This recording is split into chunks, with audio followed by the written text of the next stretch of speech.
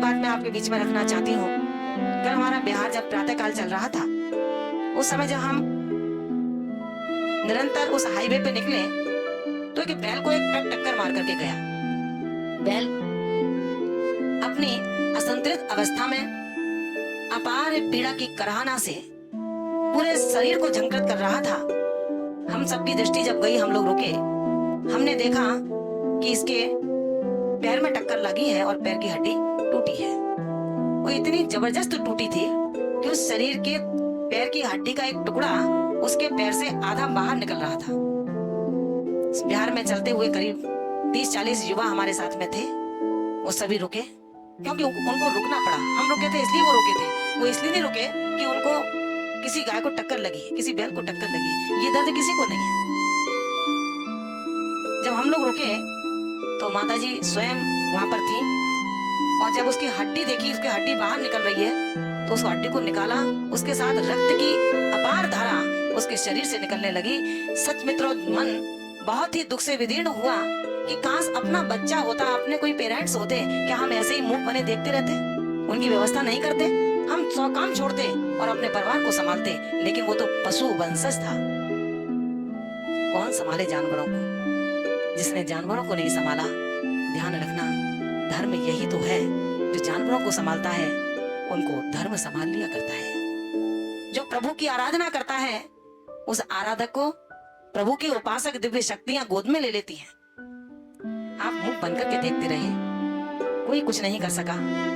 सबसे हमने पूछा, भाई पशु चिकित्सालय का कोई नंबर हो तो लगाओ वहां पर। किसी के शब्द थे कि आज रविवार है माताजी, आज सब बंद होंगे। भैया रविवार को कोई बीमार तो नहीं होता, किसी का एक्सीडेंट तो रविवार को नहीं होता, उनका इलाज नहीं होता होगा।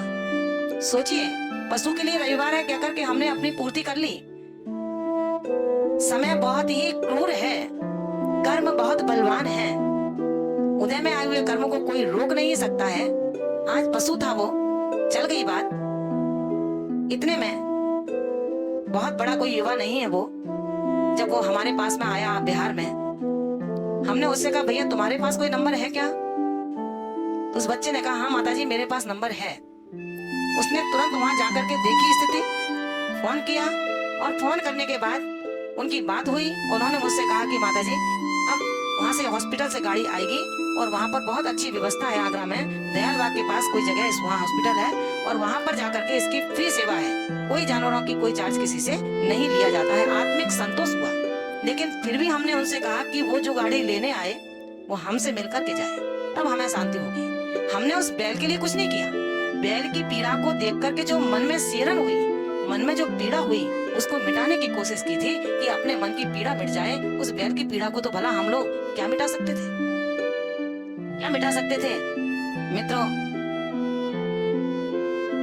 भैया का फोन आ गया, वो राहुल जैन है, एटा से है लेकिन आगरा रहते हैं।